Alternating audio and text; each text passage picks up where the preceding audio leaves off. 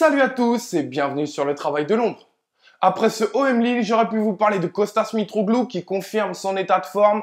5 buts en 5 matchs, il est typiquement le 9 à l'ancienne. Inutile ou quasiment dans la construction du jeu, il est là pour être au bon endroit, au bon moment et finir nos occasions.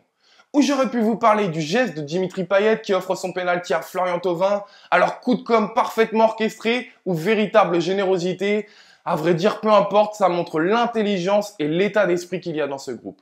Ou j'aurais pu vous parler également que contre toute attente, le podium est relancé. Alors bien sûr avec cette 3e place, mais également avec la seconde qui devient accessible avec la défaite de Monaco face à Guingamp. Quant à Lyon, ils ont également gagné ce week-end, mais comment vous dire, j'aime bien la formule de Rudy Garcia. Pas tout, non, pas tout. J'ai juste vu le carton rouge et le penalty sifflé contre Lyon et j'ai juste vu ça. Mais j'ai choisi de m'attarder sur Bouna Sarr.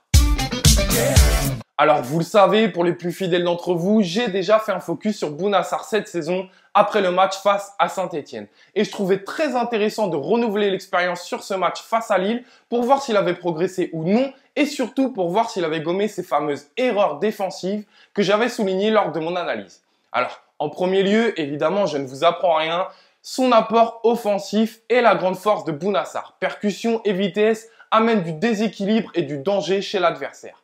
Et comme face à Saint-Etienne, ici face à Lille, il est auteur d'une passe décisive avec un très bon centre. Mais là où il est véritablement intéressant de s'attarder, c'est sur son travail défensif. D'abord, les bonnes choses qu'il faisait, il les a conservées et ça, c'est déjà un bon point. On peut le voir ici, avec son sens de l'anticipation, où il n'hésite pas à aller chercher très haut son vis-à-vis pour lui passer devant. On l'avait constaté face à Saint-Etienne et on l'a très bien revu face à Lille. Il y a également sa capacité à effectuer de bonnes interventions en taclant. On l'avait déjà vu face au Vert et il le confirme une nouvelle fois face au LOSC.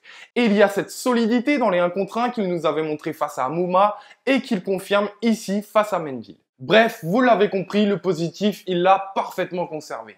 Mais maintenant, passons au plus intéressant, les lacunes défensives. Les a-t-il gommées? S'est-il amélioré? Voyons ça tout de suite. D'abord, souvenez-vous de cette action. J'avais souligné cette tendance à lâcher son marquage et à relâcher son attention dans son placement quand le jeu était à l'opposé. Alors que grâce à sa vitesse, il s'était quasiment replacé parfaitement, il avait complètement stoppé sa course et laissé son joueur totalement libre au 2e poteau. Erreur qui aurait pu s'avérer dangereuse si Amouma était parvenu à centrer. En revanche, face à Lille, j'ai vu cette action où il fait l'effort de revenir se placer dans sa zone. Et surtout parce que c'est la chose la plus intéressante, il passe devant son vis-à-vis pour avoir la possibilité d'intervenir avant lui s'il reçoit le ballon.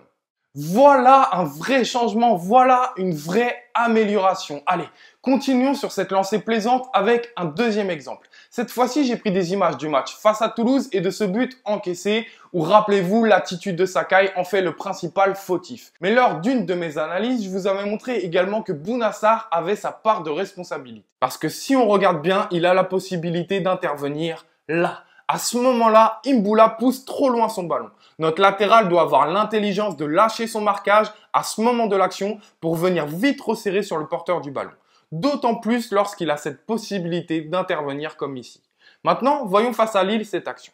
La problématique dans son placement et son intervention est identique. Couper le plus longtemps possible cette ligne de passe sur le joueur qu'il marque, mais resserrer au fur et à mesure le porteur de balle pour avoir cette chance d'intervenir et saisir le bon moment. Et que fait-il sur ce match?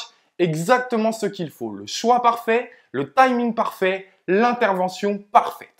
Quelle joie, quel plaisir de vous montrer cette évolution, cette progression. Alors évidemment, le perfectionniste qui est en moi aimerait vous montrer un tas de petites erreurs lors des transitions, dans l'équilibre de l'équipe, mais j'ai vraiment envie de rester sur ces images positives. Allez, parce que c'est plus fort que moi avec ce match de jeudi, un avertissement tout de même à savoir qui est associé en milieu défensif droit. Parce qu'il devra faire preuve d'une grande intelligence dans le jeu, dans la couverture et la fermeture de son couloir lors des nombreuses montées de Bouna Sarr. Voilà, je vous dis à très vite pour une prochaine analyse sur le Phocéen et allez loin.